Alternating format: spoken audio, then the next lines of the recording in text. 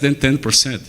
They are constructing a lot of waste-to-energy facilities, and to organic fraction that are separating the source, they can make it composting and digestion. But digestion is not a solution alone. They need to come together with waste-to-energy. At the end of the day, waste-to-energy will receive the most quantity of the waste. Another example in Germany, 69% is recycling and composting. Only 2.5% is digestion. And then 31% is waste-to-energy. This is a good example of sustainable waste management. Since 2005,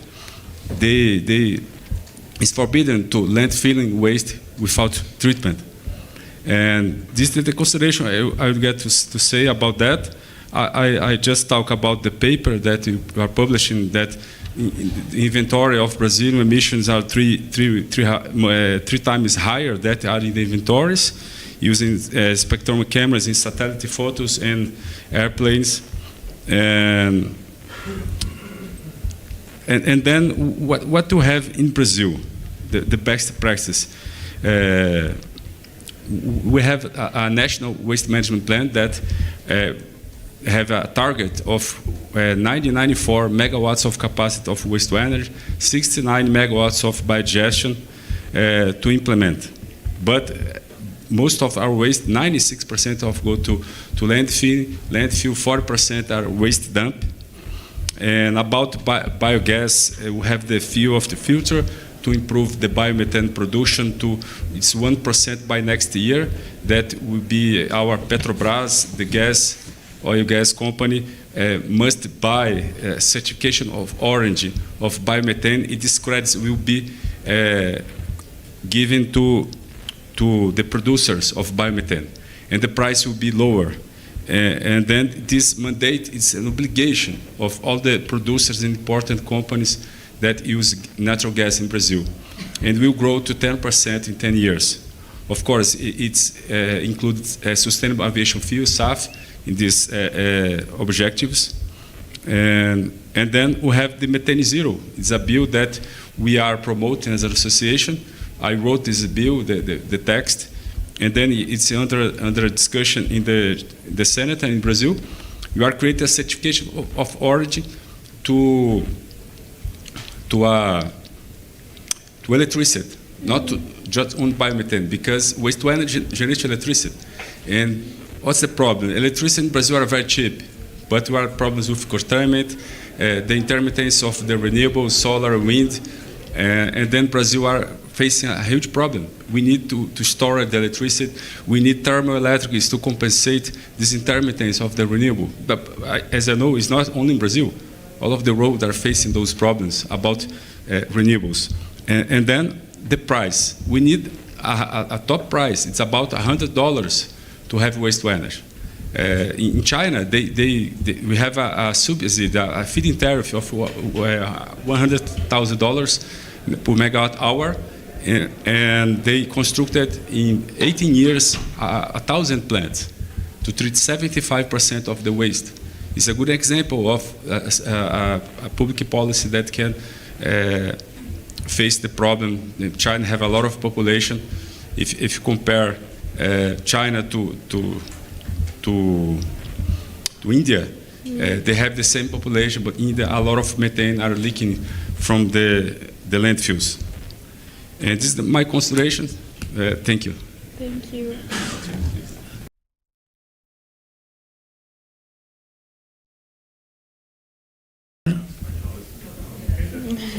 Español.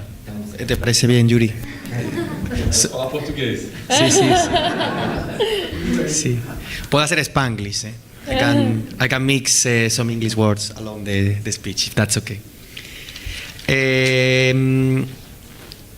So he traído algunas consideraciones de la parte de I have brought some considerations regarding waste and methane. I come from the energy side, from the European committees, but so there be a part of the panel dedicated to the waste. I brought some notes of my partners who work on this in Brussels. I agree with Judy. I totally agree in some elements.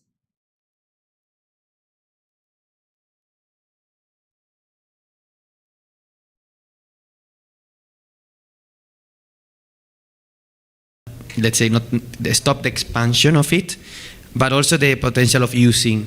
And we have also the political connotation of the Russian invasion of Ukraine and the policy of using more biomethane.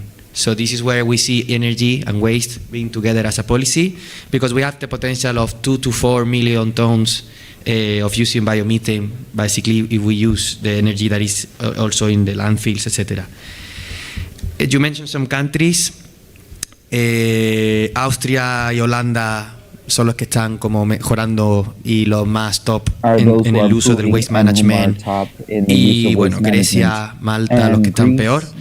Entonces la Unión Europea, el objetivo es intentar unir. The goal is to try to bring together and find a series of improvements globally, but we are aware that each country has their own challenges, like Spain and Portugal. So to give more elements,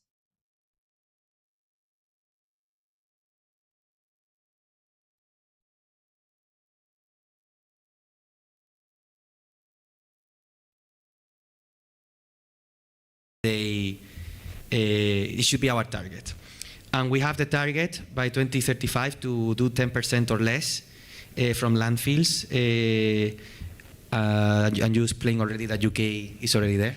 So we have competition, and we should get there. What we do, or we were creating, is some early warning reports in which we inform to the member states how they're doing and what they should do better. And by 2030, we should filter better, let's say, the different organic waste that we are using. Of course, I will explore better also if we are pushing to not do this waste, as you said, Yuri. This is one of the lessons. And at more international level, en la COP28 hicimos. At COP28, we made a commitment to reduce methane from waste.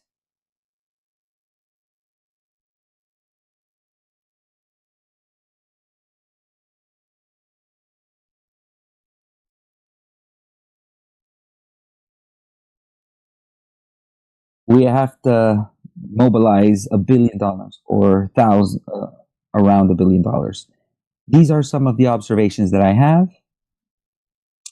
We have a program called EU Climate Dialogues, and some of them is funding dedicated to how the EU and Latin America can work together in common practices, and one of them is in biomethane and waste. We actually have a program with Brazil. Of course, it's not enough. It's a technical assistance on and ideas exchanges, but it's okay. It's our little contribution. So this would be from my side. No, thank you. It would be interesting to hear from Enrique from a more Latin American perspective. And for example, if there are pilots of the region that can be scaled up at a regional level, maybe. Thank you very much. Well, I would like to go back to that first question also of why, of the profile of emissions of the region and their differences. I think an aspect that differentiates Latin America from Europe is when you see, for example, the coverage of service like Colecta, or we see how in countries like in Brazil, even though we have a 2013 law where it establishes a goal that 100% of the population would have coverage of residue collection, we've reached 70%. I think in cleaning, it's worse with coverage of water cleaning coverage and water management. So as these policies are universalized, methane emissions become visibilized, accounted.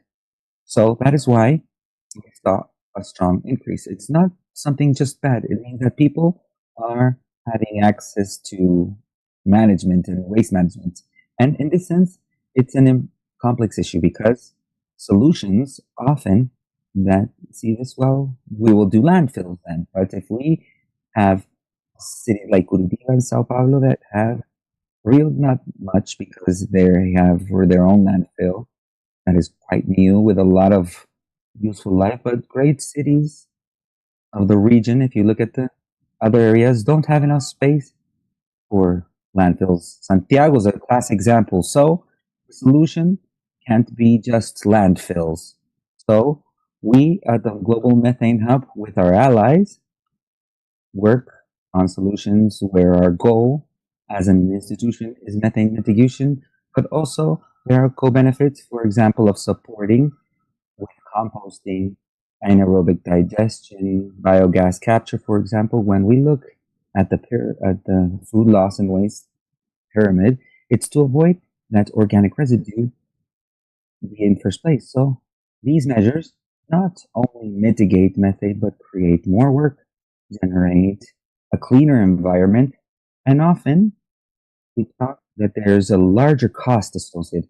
But I wish to note that, for example, when you look at the cost of residue segregation and separation, and with the solutions of Rio de Janeiro, which talk of pilot plant, where in the Rio port at the center of the city, called Loop, which is the collection company of the Rio residue, has a station for separation, residue separation, along a large anaerobic digestion plant and then a composting plant. And after all the process, residues are taken to sanitary landfills, which are at 30 kilometers. When they do this work, one decreases the amount of residues that have to finally get to the landfill at a proportion of at least 70% if the whole process is well done. And also, there's a food bank there. It's a long story, but people from the favelas came to not only look for the recyclables, but also for food. So a large Rio supermarket made a partnership with Color and they economize greatly transport that residues will stop existing, but this saving often municipalities are not counting on them or they are accountable. So the cost of the landfill, so these savings, these economies are invisibilized. So it becomes of great importance when you look at the cost of the whole residue system, you consider the non-incurred cost due to food loss and waste prevention, due to composting, because if you do not see this economy, you only see the cost. So we, for example, with partners in Brazil, like the Institute Polis and other, are doing pilots in 20 municipalities of different profiles of large cities like Sao Paulo, mid-sized like Florianopolis, and others like Bahia, Belém, and others in the Amazons, all over the country, to see different routes of composting together with the municipalities with pilot programs to see total cost and then compare the current system that the municipalities have. And in all cases, these are being published now at the moment. I think in a couple of weeks they will be published. In all cases, costs of the system are equal or lower than the systems of these municipalities as business as usual, but generate up to 6 times more employment. They mitigating methane emissions. The challenge is to take it from pilot to scale up. So the program needs regulation, financial support, and Brazil. And I talk of Brazil because I am Brazilian and I am more familiarized, even though my background is in energy. And I was in the hub working on residue projects. And so they have advanced, and some economic instruments like the recycling law with its incentives and decreasing income tax for some companies by 100% for recycling projects that include organics. We have the carbon law, which include residues in the voluntary market with more economic incentives, but also we need laws that create conditions, for example, using the products of correct management of organic residues. For example, compost, which is a biofertilizer. fertilizers increased greatly in price in Brazil recently, and we have using these resources for, so there are resources available from fields. Often to use them in agriculture, you need certification of highest level because it's food that will be used for human consumption. So there are several technical barriers to be worked. And the first point is to have a good segregation system to guarantee compost quality. So there are several technical barriers, legal barriers that one has to guarantee and overcome. So we in the hub work specifically on these solutions. I know that it's something very complex and there's no silver bullet answer, but I believe that's how we will be able to build a more sustainable residue management system, but economically and environmentally.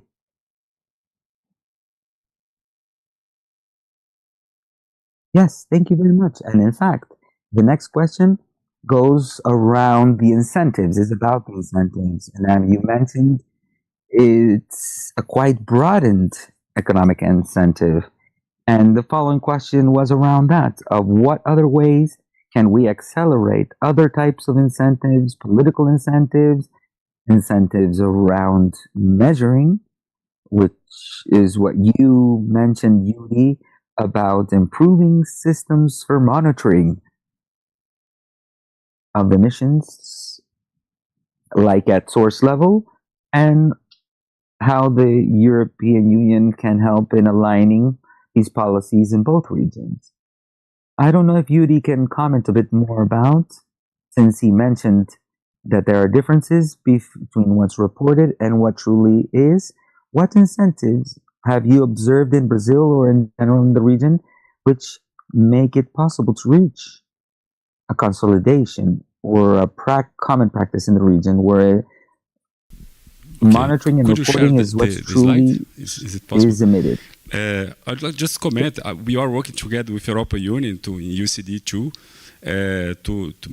We organize a delegation of authorities to go to the Biomethane Week in 2 weeks, 13 to 17 of October in Brussels, and we'll have an event with the DG Ener and the DG Agri and the DG Climate and DG Environment in October 16th. You are very invited if you go in Brussels to be with us, Mr. Carlos. And last year we made some reports about biomethane and biogas market in Brazil, make a comparison between Brazil and Europe, Germany and Denmark, and in Brazil it was São Paulo and Minas Gerais state as the biggest potential to produce biogas and biomethane. And we discovered good points in our association, the website. You can saw the reports. But I would like to point about this map. This is the problem that you have nowadays. All of those super emitters, and coals are not included, that is not a super emitter, but all of those super emitters of methane, they cause disease. According to UNESCO, 1 million inhabitants died each year. You have this methane produce tropospheric ozone, is a polluted gas that causes respiratory disease. I search about these papers. We have a lot of papers. It's not a one opinion. We have a lot of opinions about that, scientific opinions, papers, revision by peers in good journals, talking about that. And what's the solution now? We have the problem, the solution. We can see that United States, 80 waste-to-energy plants. They are making a lot of efforts in composting and biogesting for 20 years, 30 years. What's happened? Nothing. Landfill. We have a lot of landfill because most of the waste are mixed. It's very difficult, technical and economical, to separate the waste, household waste. It's very difficult. And then we have a lot of landfill emissions come from the United States. And in Europe, only Madrid. What's the problem in Madrid? I told you guys about the problem. They are using this model of eco parks and are taxing waste-to-energy facilities there. You know, waste-to-energy have space more, and landfilling most of the waste, 50 to 55% are going to the landfill. The same thing happens in Portugal. Only 4 waste-to-energy facilities. If you double the capacity, we can avoid landfilling in Portugal. And the problem, you can see China. It's a few emissions coming from landfill because they are only 15% of the waste are going to landfill. They are recycling 10% and 75 go to the waste to energy. More than 1,000 plants. But Yuri, they are burning the waste. Okay, you produce CO2. But if you make a comparison, landfill emissions with capture systems of biogas and a waste to energy facility, in the 50th report of IPCC said that you can reduce almost 8 times the emissions. And we receive the UK made a technical report, academic report in Brazil, a Brazil Energy Program report, and they said that is 8.4 times. Consider that Brazil, 50% of our waste are organic. And yeah, it's best to burn the waste. You can reduce 8 times more the greenhouse gases. It's a very important topic. And then we can see the problem in India, a lot of methane emissions, landfill, as you can see. And in Brazil, it's the same problem. 90% of our methane emissions come from agriculture and waste sectors. And 1/3 is waste sectors, consider the satellite photos. And that's the problem you have to face. This landfill, the photo is Caieiras, are emitting 7 tons an hour of methane. And then they make a more efficient process to produce biomethane. And those emissions are lower now, it's 4 tons an hour. They can be better, okay, they can be better. They can capture more, but it's impossible to capture everything. Almost the average is 50% of the leakage of the methane in a landfill. Thank you. Please.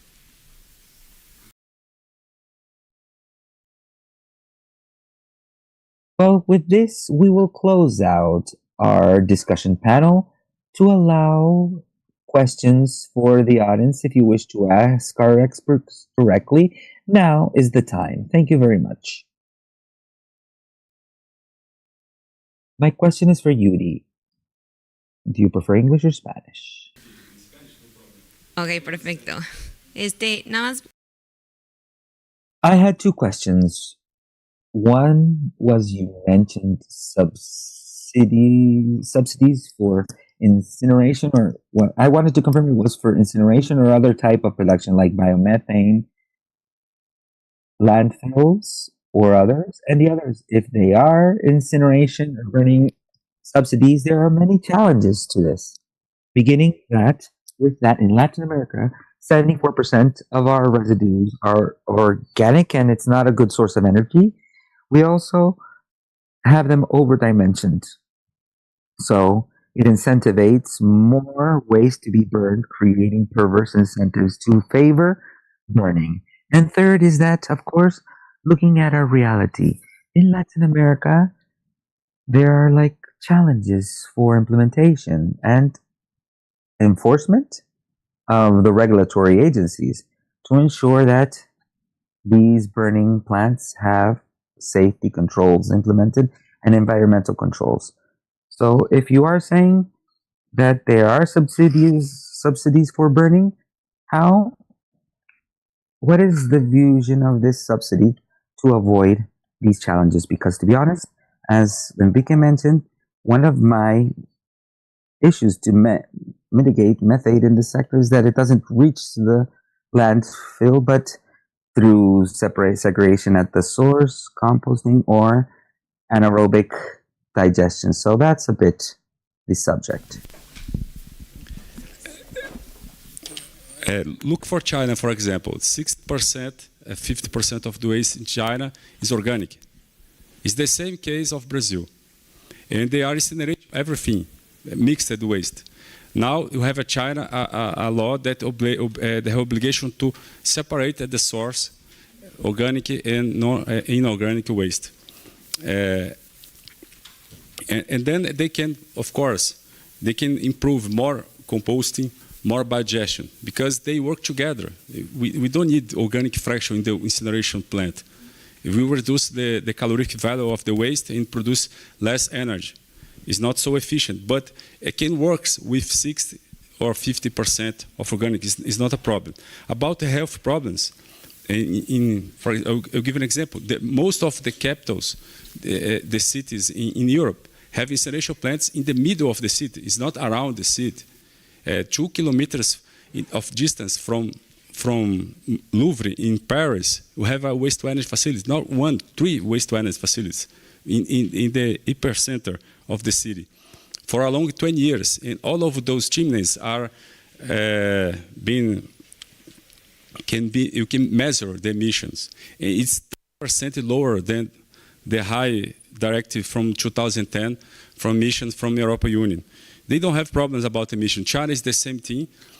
Emissions are 30% lower, and you can see in the website, very transparent. You have a website, you can click in the map of China, you can see all of these emissions on time. It's more transparent than Europe, in China. And in Brazil, the plants that are under developing, you have 300 megawatts of capacity under developing, 3 plants under construction. One is Barueri, will be start in 1 year in Brazil, in São Paulo City. And our environment agents are using the same level of emissions from European Union. It's very secured from the population. Of course, the problem is we have a lot of misinformation. Landfill associations and landfill specialists, they are using lobbies, making lobby, using ONGs to spread misinformation, such Gaia and other institutions are spread misinformation about incineration. But if you go to academia, you see the papers, you can find the truth. And of course, you can just look for the statistics. Go to Germany, it's the best example of waste management process. They are recycling, making composting with 69% of the waste. Only 2.5 is biodigestion, and 31% incineration. This is a good target to achieve and a good example about the best practice in waste management. Thank you.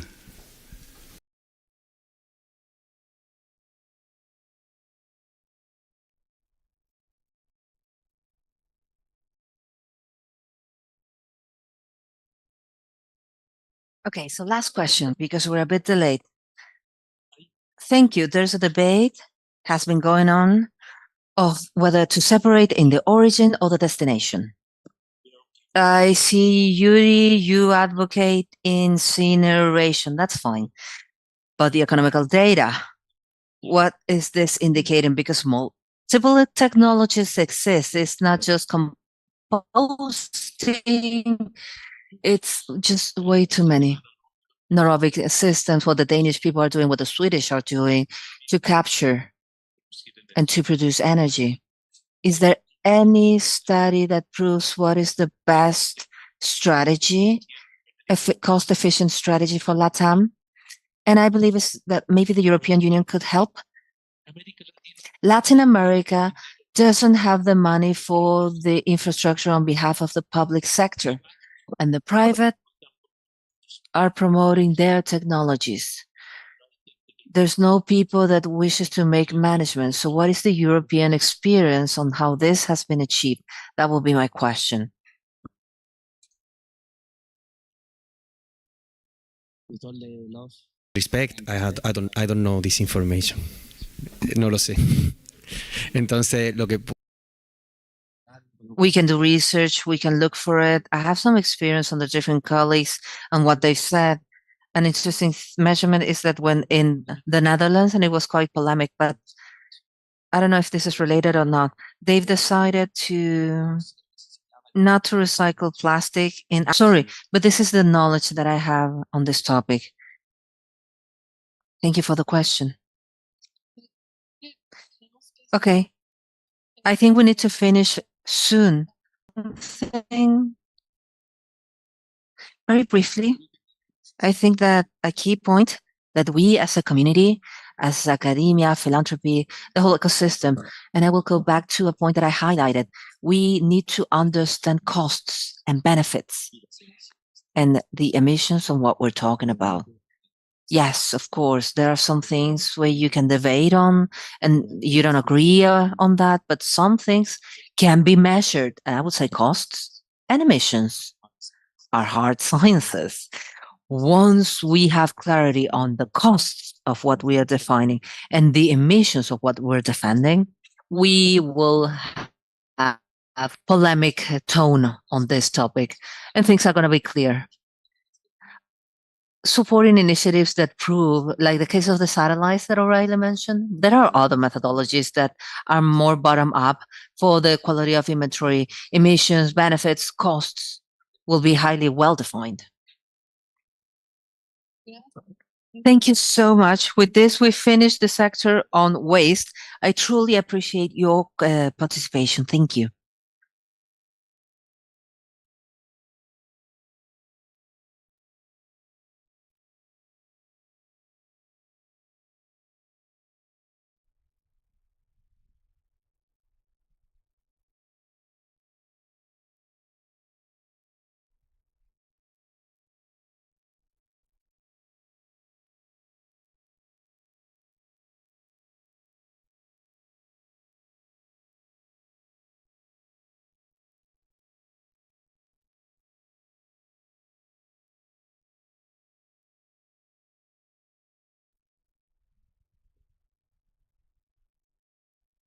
Okay, so please. I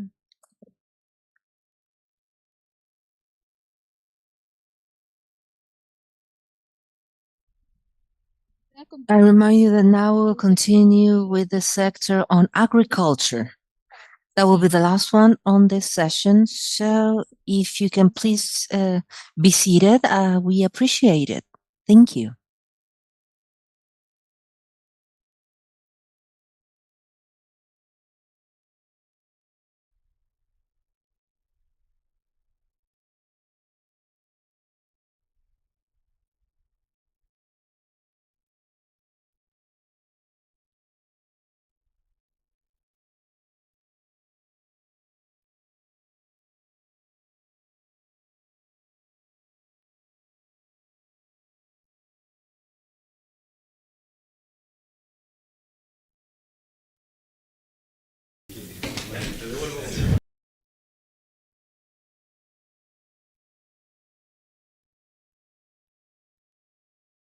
Okay, now we're going to continue with the section related to agriculture.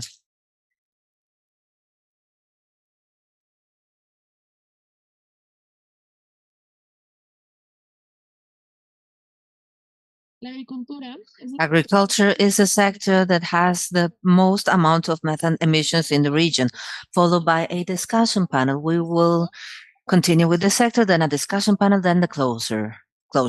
So people in the forum, please be seated. Now, colleagues from the Stockholm Institute, Judah Jepes will be presenting the findings on this sector, moderating the panel, and providing perspectives on how to accelerate actions and cooperation in this area. Thank you, Judith.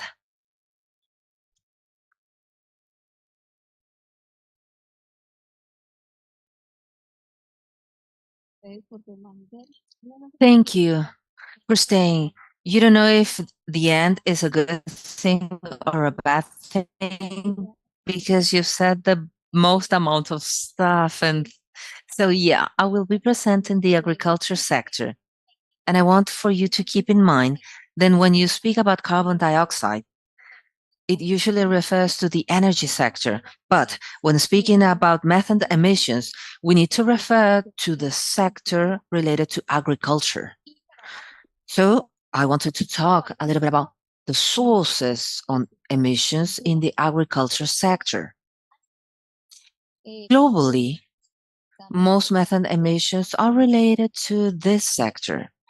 90% of emissions on the sector comes from enteric fermentation. Enteric fermentation is the digestion that this ruminant perform, cows, manage to achieve anaerobic conditions, and these anaerobic microorganisms that have no contact with oxygen generate methane and take it to the atmosphere.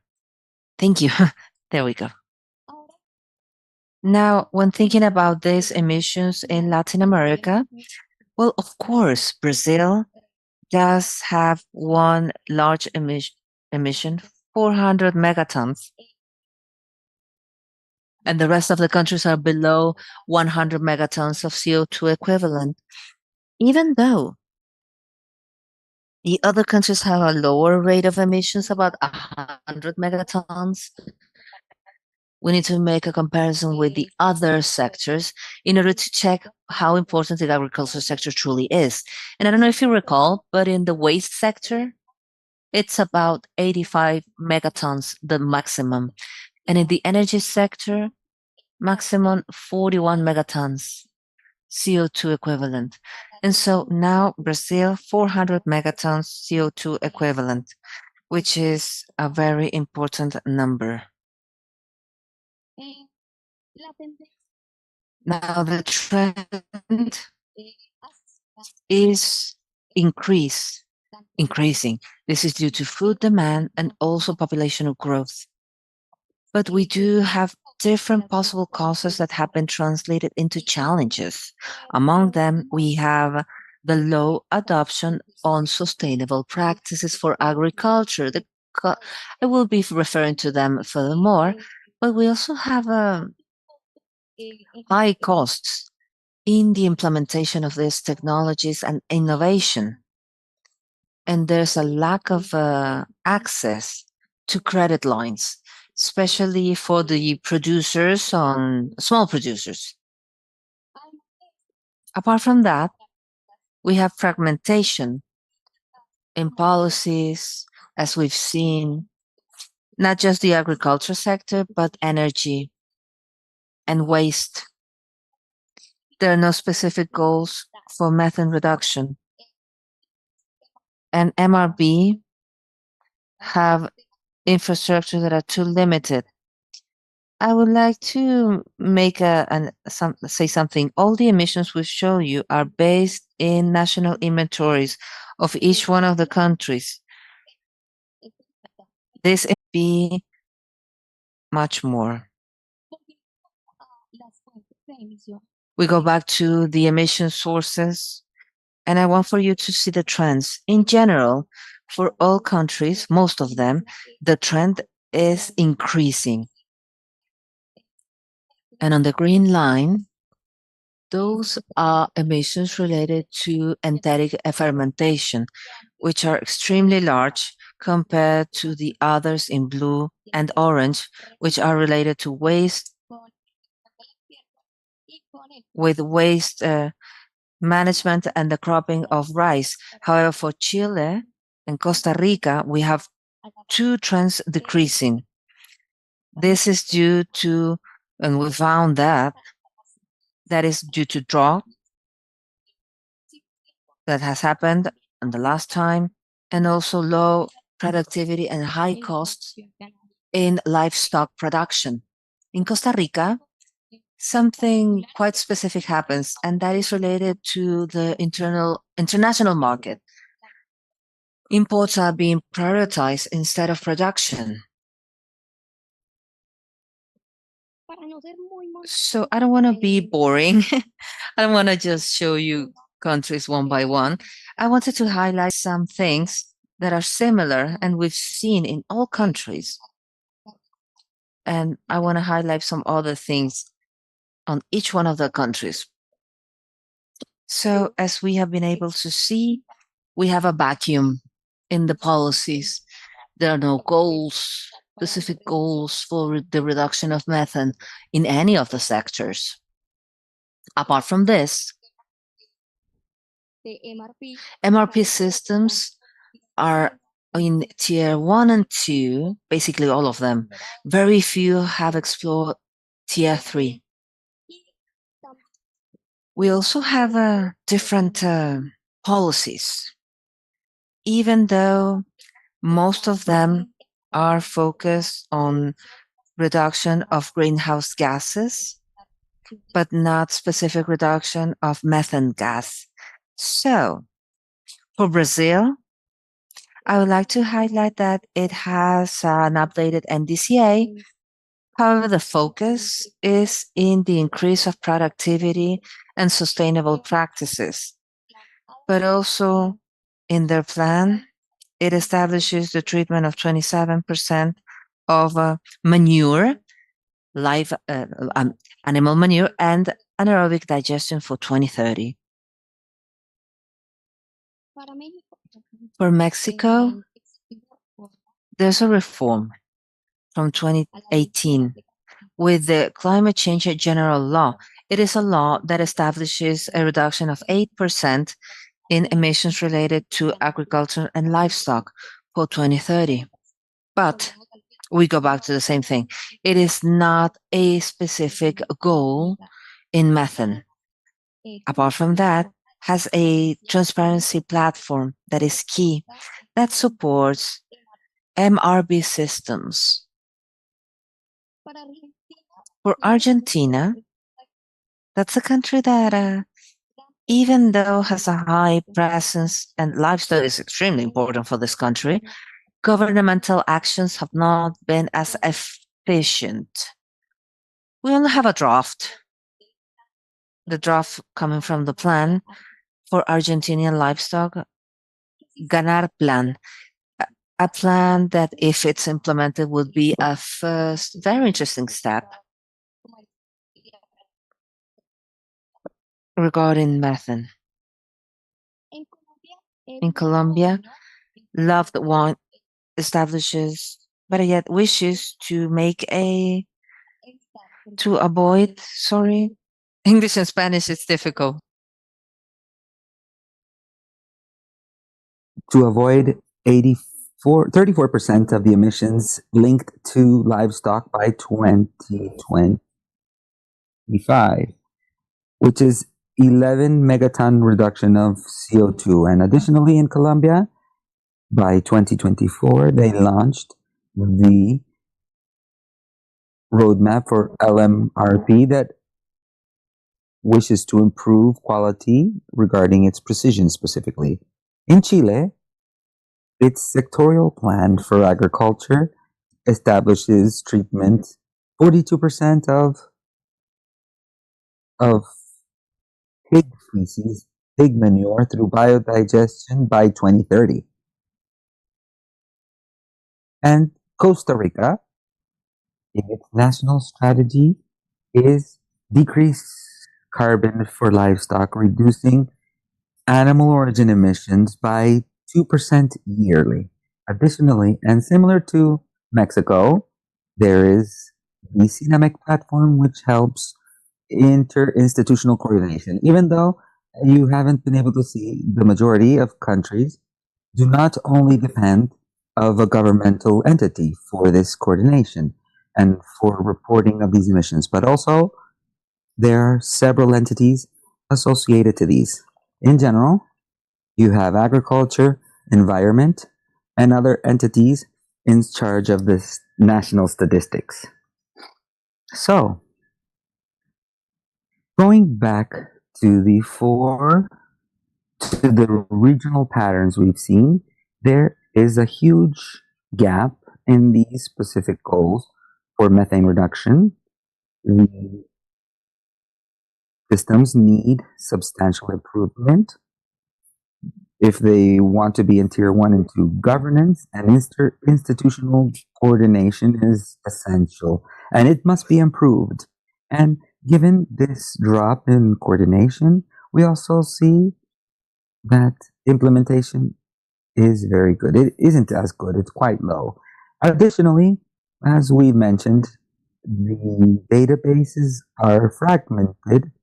Many of them use different tiers, and additionally, following the IPCC guidelines, many of them don't have the same methodology. There are some that use AR5, AR6, which are very technical for measurement and the potential of emission of each of these gas types. But then, considering these patterns, we've brought some areas of opportunity where Latin America could improve. And we've divided them into large sources. The first related with politics and governance, and second, related directly with emitting sources.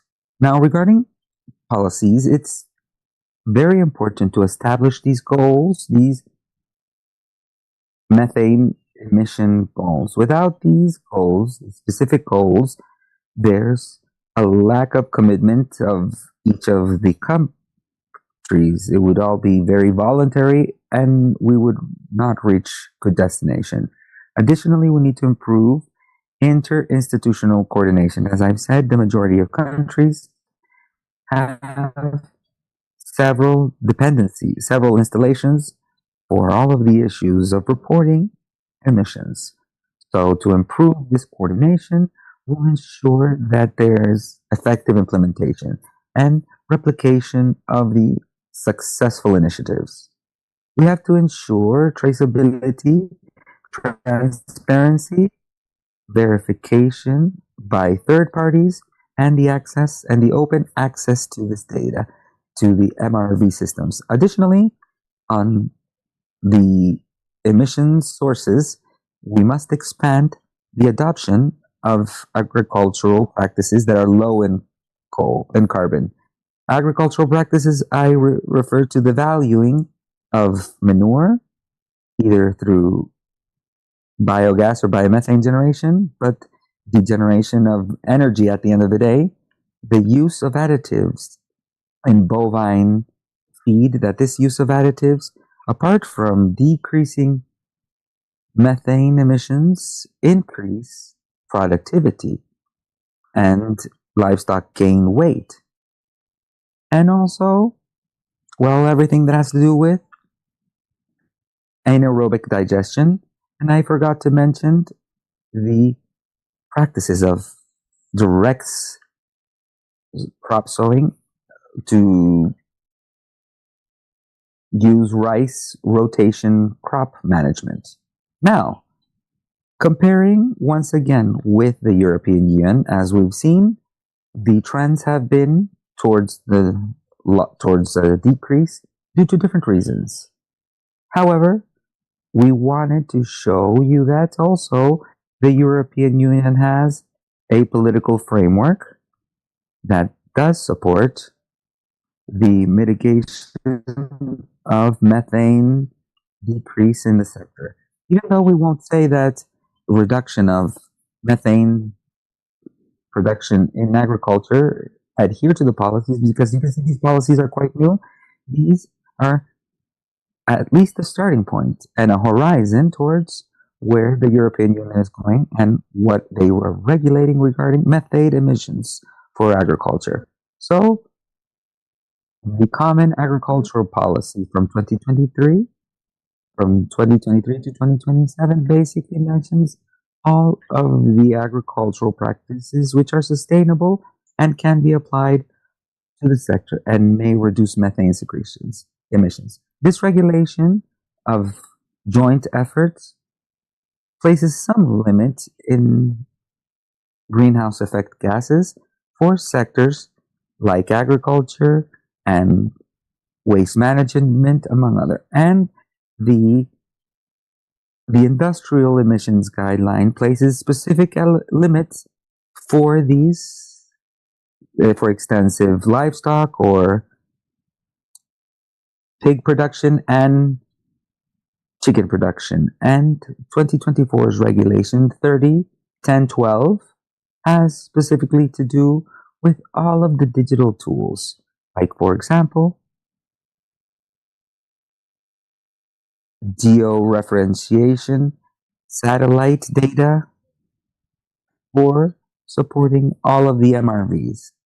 Now, regarding lessons learned, we can see that the European Union has effective coordination both at the levels of government and in sector level. So, let us say that all of the governments talk among each other without seeing details of one sector or the other. This would allow the implementation to be much more effective. Additionally, there are clear goals, transparent goals. And additionally, we have a national agenda for methane. So we have a roadmap that we can continue to follow. The European Union also combines both incentives like regulations. So these are not only of prohibitive characteristics, but also incentivizes, which has also helped the adoption and transition towards lower carbon economies and an easier reach for them. And additionally, finance has been mobilized, research, which is of great importance for the sector, and technological transfer aspects. So, just to summarize, what are these areas of cooperation and convergence? First would be to talk of methane regulation in agriculture, which is of great importance that countries of Latin America adopt these goals related to methane. And an important point would be in their NDCs. Additionally, we have as some opportunities of convergence related to sources of emission. In other words, we are back. So for rice crops, there are schemes that are proposed in the agricultural plan, which basically is an alternate scheme between dry or direct farming and flood farming. Additionally, there are other areas of cooperation that have to do with MRP methodology and transparency. So an effective cooperation of the European Union and Latin America may improve both methodologies to measure methane emissions, like also to improve transparency of the process so that this data be open access. To conclude somewhat, let us say that challenges continue to be the same, very similar for the region. There is no specific regulation for methane. There's a bit fragmented governance and a very weak coordination. However, a large opportunity that Latin America has is that by adopting these practices of decreasing emissions, we can increase productivity of each of the activities, both livestock and agricultural, and additionally, we can give way to the generation of bioenergy. And in this way, open somewhat the matrix, the economic matrix of the countries. A way to look forward would be where the European Union plays a catalytic role supporting both the methodological framework measures, like also facilitating technological transfer and aligning incentives, commercial incentives, and climate ambition. So, with this, in a very, very summarized fashion, I wanted to open way to the panel, to the discussion panel. And for this reason, I will call out our panelists to join us. So, from Colombia, we have and are joined by Javier Rodriguez Dueñas. Javier is zootechnist, specialist in sustainable agricultural production. As a researcher, consultant, and teacher, works in carbon decrease strategies, climate adaptation, and ecosystem conservation. He has coordinated livestock and biocarbon in Colombia, international entities, and sustainable practices, and the conservation of native races and Colombian heritage. We have Jaime Giacomosi. I think I pronounced, he's an official of climate change of the Office of Studies and Policies and Agro of the Ministry of Agriculture of Chile, and coordinates agricultural projects through mitigation plans under the Climate Change Framework Law. He is a veterinarian and has a master's in agricultural economy at Reading. Thank you, boss, for being here.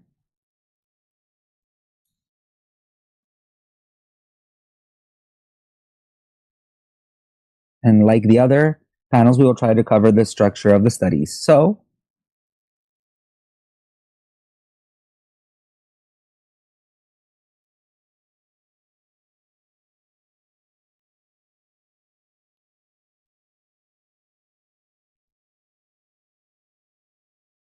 how can we move forward without this jeopardizing productivity of the sector or impacts safety, food safety? Well, good morning. Javier Rodriguez for Laureanos Orientales Association of Meta Department is another banking type in the region of Llanos in Colombia. We, from the Administrative Regional Department, have adopted what was built with the emission reduction program of biocarbon in Ukia due to the World Bank, together with the Ministry of Agriculture, the Ministry of Environment. And to answer the question, all the practices determined there were built with the sectors, with the ministries, with local institutionality and producers. By saying this, was determined that all productive practices that are in favor of emissions reduction in methane, it's a key factor, must be cost efficient and cost productive, meaning cannot deteriorate productivity or cost efficiency of the unit of the product that was developed. So much that 6 sectors worked, 6 chains, 6 production, livestock, rice, oil, palm oil, forestry, commercial, cacao, marañón. Those are representative sectors. But we need to say that the construction of this strategy that is developed with a landscape vision. This landscape vision means to say that it combines the different coverage matrices within a landscaping unit grouped with certain similarities, cultural, climate, and productive ones.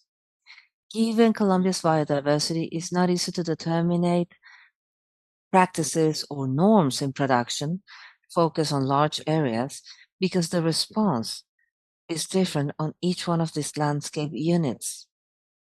To refer to the 2 sectors that produce more methane, that is the objective of the meeting, livestock implements corresponding productive practices in 4 landscape developed by Rinoquia, Piemonte, Soledad, Alta Llanura, and the transition zone in the Amazon in enable areas for production.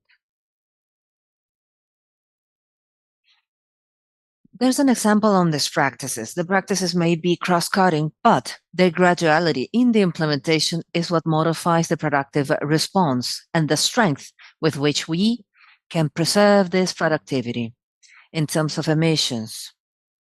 So, divided in 2, practice groups, landscape tools, which is doing the ordering of the soil, the plotting, and to consider the plotting as a unit itself, the construction of the landscape, and of course, those areas, environmentally important areas, must be conserved or expanded if they must be preserved, and the productive practices. The productive practices for livestock, what we want are practices that are the ones that have a relevant impact in emissions reduction. That what moves the needle, as we say. One of the practices that we need to implement, or 2 that we have considered that were found to be important, 1, productive monitoring. In our region, we have vacuums in productivity. They are highly well-preserved landscapes because of livestock. Speaking about habanas, they are very low in productivity, and that throws high numbers in production because of the kilo of meat produced. Regarding plots division, it's a cost-effective practice that is in favor of productivity, and also follow-up and productive monitoring. These are two, just to give you an example of several practices that have been found. Jaime, maybe you want to add something? Thank you so much for the invitation. Hopefully your colleague has recovered. Yeah, the truth is that mitigation and emissions reduction in the agricultural sector is quite challenging. Our experience historically, when speaking about mitigation in agriculture or the sector, we speak about agricultural sector, not forestry. The forestry capture, the forestry sector, but mitigation in agro itself, it's different. It's difficult because of the structure, the type of emissions. As we know, the gas, non-CO2 gases, basically.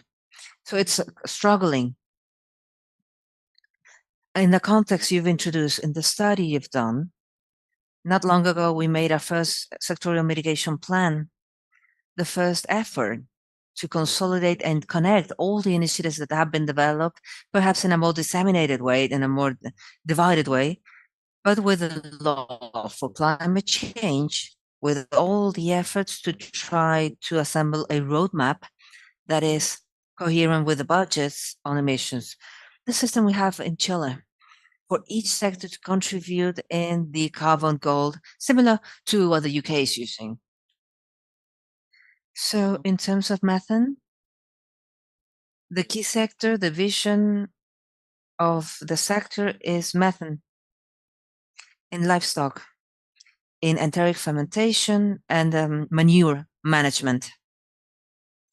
So in the measurements, we focus on that. We have measurements that in order to try and promote the management of manure in livestock, bovine, porcine, the improvement of diet of animals, animal feeding, try to potentiate these new technologies that are showing up as additives for animal food that have proved to be efficient in the reduction of methane. These are measurements that are still low in cost efficiency levels. It is expected. And also the intention of our strategy is to set the tables in order to scale up. That might be the concept that we need to embed in the discussion. If we can start with small pilots, small projects in the additives used to reduce metallurgy. Also different compounds have been studied. Algae, marine algae for the reduction of methane. There's some research on the use of grape juice. That might be very interesting in Chile due to the wine industry. And so start little by little, even though it's not cost efficient, to try and scale up and to build alliances with the private sector. They're highly interested in the livestock industry and other areas to improve their food experience. So without jeopardizing productivity and food safety. That is, in our climate strategy in general, food safety is key. So that is the message. It is our first effort related to mitigation in terms of policy, the largest one. We need to scale up this type of initiative.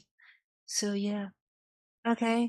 One of the main objectives from the project and this sectorial studies is cooperation, Latin America and the European Union.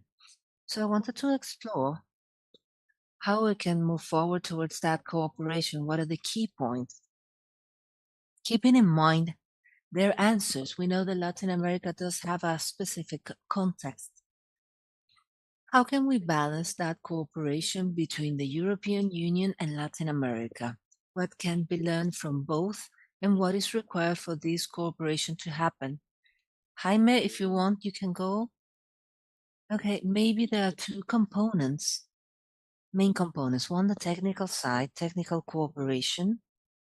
You said at the study that you've done, and also different sectors, MRV. Food agriculture in Chile in general has improved quite a lot in the last years, has been recognized internationally. Actually, this year on the last inventory, we went to refining 1006 in IPCC. We were the only sector to move in that. We have improved the activity data. And specifically for livestock, we have tier 2 for estimations. The discussion, if it goes to tier 3 or not, is a very interesting discussion that has been happening. But if we don't have it, it's like a step before. If we don't have good activity data, it's not worthwhile to move towards a more complex or sophisticated system because the basis of the information is not as solid. Therefore, maybe we're not being focusing on that. We need to improve the activity data to then move forward to years where there are more sophisticated models being built. But in that arena, we have space for cooperation in everything related to emissions estimations, measurements on an on-farm level on the farm, right? We have some challenges. As far as I know, other countries in the region also have them. We have just started to work with this with INIA, which is our Agricultural National Institute for Research. We have a space also in OECD where we're working with how to improve those capabilities to estimate at the farm and to reduce fermentation of different tools we have for measurement purposes. So in the technical side, we have cooperation room, and also in terms of policies, regulations. Europe also has a lot of experience on that. We have also had some conversations with some countries on how we can collaborate by sharing experiences, thinking about what are the European experiences that might be applicable to the national context, and also the regional one in Latin America. And yeah, strengthening on capabilities, internal capabilities, that is key. We are, especially in a ministry such as ours, we're a small team thinking about climate change, not like energy. They have so much more experience and capability, and they have been working for many years on this. So it's a thing to take into account. It's just as a summary.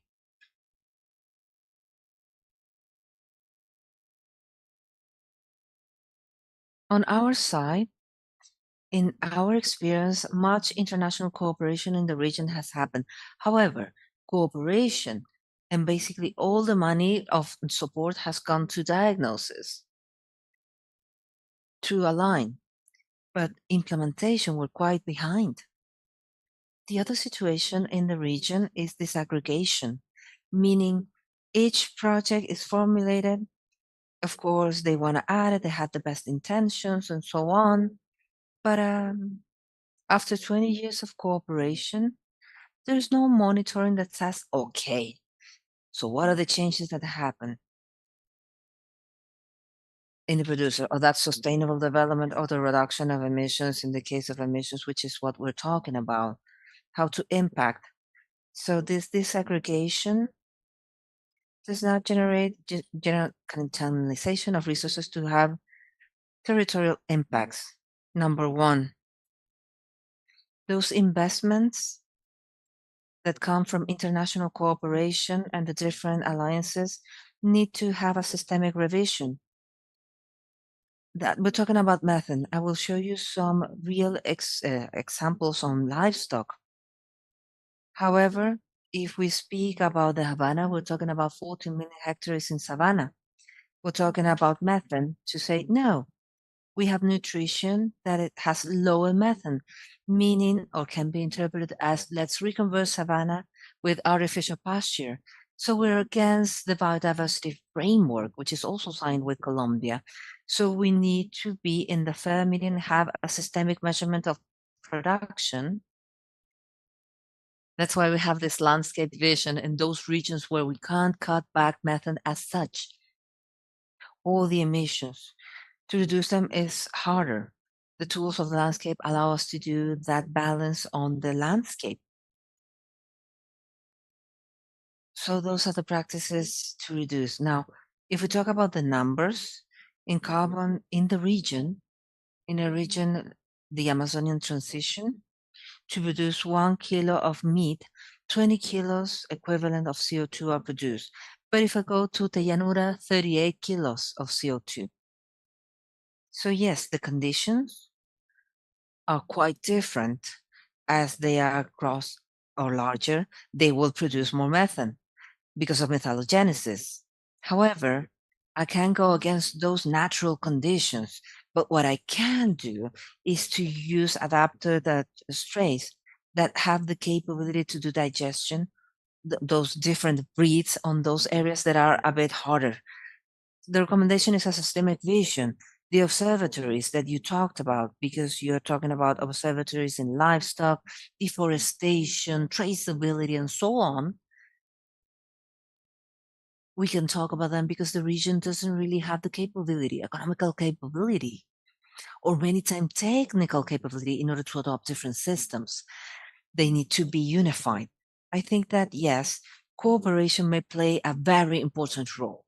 There's a key topic, which is development, because international cooperation concerns a lot about, in our case, with the Ministry of the Environment, EM has developed biocarbon.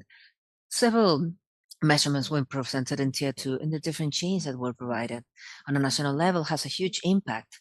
But when this lands connects to the region, different tools are required that are going to the territory. I'm talking about all agreements, guidelines. In the department, we have the opportunity to do a sustainable livestock guidance that connects 63 national tools, because a government will start doing a decision-making process, and it's very difficult with so much disaggregation, so many tools. The territorial ordering has 123 different tools.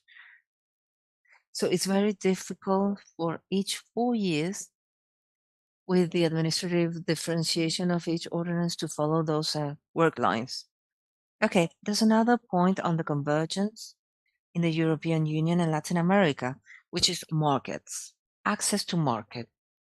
We as suppliers and they as purchasers, how do you visualize the policies on access to market for the support of climate change mitigation, especially the mitigation of methane in this sector?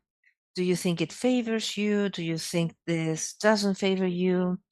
And how much can you guarantee equality for those small agricultures that we talked about? Yes, how much can you favor this for those small producers to access these markets?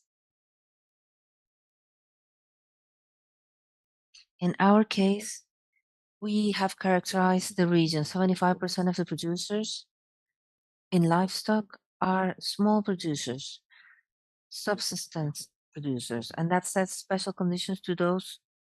I can't demand to make large investments in order to improve topics related to emissions. What we have been able to move forward with them is the topic of land access, public, private, and communities.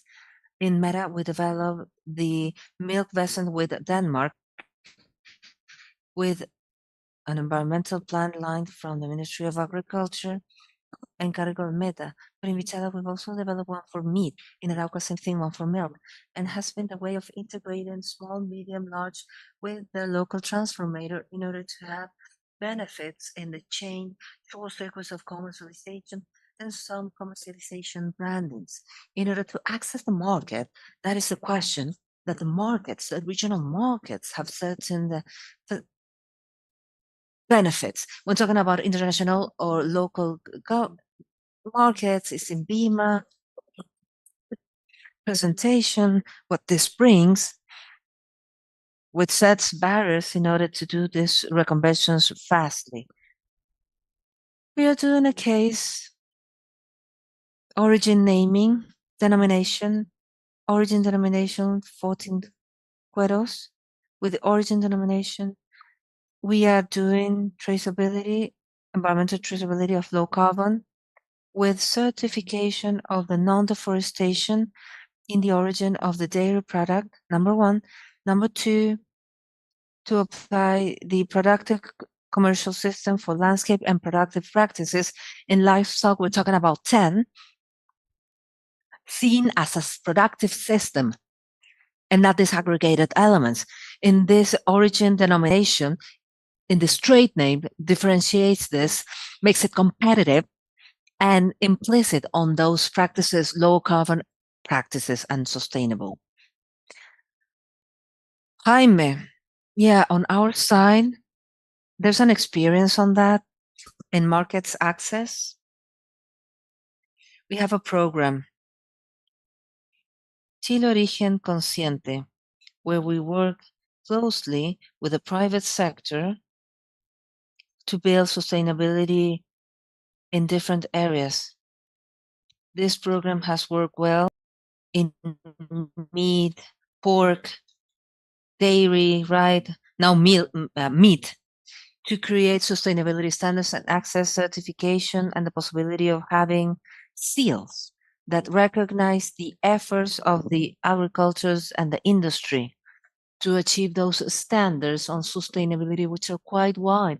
It's not just emissions, but also animal welfare, well-being, management of waste, a bunch of other practices. It's a program that has been quite positive. It's not in those interactions you see that the private sector and the agriculturists want to, as I mentioned before, wants to improve on those topics. They need to see the possibility that, of course, there's an interest on their side, that effort in order to improve the environmental credentials or the reduction of emissions means some type of retribution, some recognition in the products that they sell, on the processes they're selling. So in this system, hopefully we will continue to include more areas in order to improve the access to markets on those products. One of them is the initiative, private initiatives, where we also have schemes being studied for certification, labeling, that will recognize this type of efforts. When you make that questions, I didn't know if we were talking about the traditional market or carbon markets. It's an interesting topic. It's quite expanded. The agricultural sector, carbon market topic in Chile is quite incipient, has just started. There's a lack of knowledge on the sector, therefore a gap and opportunity in order to involve the sector furthermore in these topics. Chile has a regulation, specific regulation, to access framework and cooperation mechanisms on the 6th article according to the Paris Accord. So we do see important opportunities for the sector, especially to include measurements actions that will generate additionality to our NDC, so we don't commit our efforts, and at the same time to be able to move forward in having financing support so the producers can move forward in measurements that are more not so traditional, but that require more support. And that allows for this to have some benefit in terms of access market, internationally speaking, but also locally. Okay, thank you so much. So due to time constrictions, we need to go to questions very fast. I don't know if you have any questions.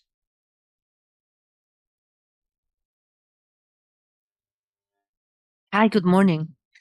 A question for Jaime. In Chile, we have 2 organizations with funds for research. This is ANIV and Corfo. But that is establishes in research and development for equipment, products, and so on. In our case, direct case, we're trying to implement a system for biogas transformation and biomethane, meaning cleaning biogas in order to use it in a clean way in energy generation or whatever. And we see how in the agricultural field, there's a huge opportunity for milk production and so on. But of course, as you said, there's a need for financing for a specific development. Within what you've named, is there some type of financing that can cause recovery between producers and those who can provide that technology? Thank you for the question. What is your organization? Ingenovos, that's my company. And you offer services, solutions. Yeah, within the context, specific context of our sectorial mitigation plan, there's no specific tools for financing support within the actions related to manures management, bovine and porcine. One of the action lines where we're working on this afternoon is to explore options on a tool such as Corfu. Corfu for several years had a program for support for the implementation of bio managers and other measurements in the sectors. So maybe to reactivate that program or another one that might be useful. We have also worked, we have the topic of, and the last thing I would say is 2 years we have been working with the banking in multilateral development. The World Bank, the IDB, the AB, sorry, and also in diagnosis. The update of information related to operational costs, implementation of biomanagers. We have some work, but not updated. So to update that information, but as I mentioned, as that mentioned, we need to go from the study phase diagnosis and the work described inside of it to projects that are specific. We are in that search, in that conversation with agencies such as Corfo, the Ministry of Energy, because there's a clear synergy in biodigestion, energy generation, to see how we can move forward in that process. And in the private sector, they are investing in those solutions because they are necessary, because they also need to comply with some norms, the Dolores norm and some others. So I think that the conjunction in that support, possible support on behalf of the state, which will always be insufficient, with productivity and management of the privates, I think that is key to move forward, the alliance generation. But that's it. It's in summary what we're doing.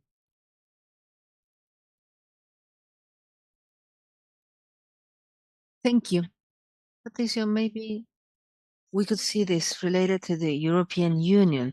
What have they done? What are the financing mechanisms that they have applied that might be useful as learnings in order to apply them here in Latin America? How those mechanisms are adopted, keeping in mind the regional context. Maybe you can pilot this in Latin America. So thank you so much both for your participation and also you for staying. Amita, please go ahead and finish the session. Thank you.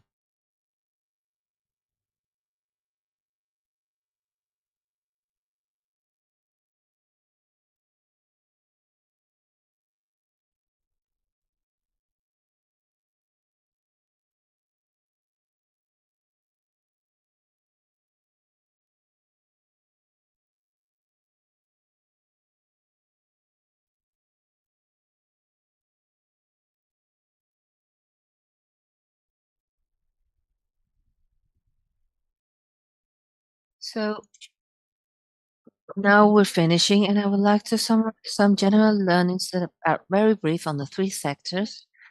First, the strategies, integrated strategies that connect policies, learning, best practices are quite relevant for the region. Second, it's necessary to make follow-up of the progress of our region, securing transparency of rendering of accounts. And third, coordinated policy tools between sectors and regions do impact mitigation actions globally and can strengthen the economies of the regions on the long term. This takes us to recovery opportunities between both regions when convergent efforts. We can accelerate the transference of technologies, innovative technologies, and to continue to build mechanisms with shared responsibility. Collaboration is not just an objective, but a path to have effective reduction of greenhouse gases. With that, I finish, and I want to thank all of you for being here. Let's keep this boost and let's continue with the conversation. Thank you.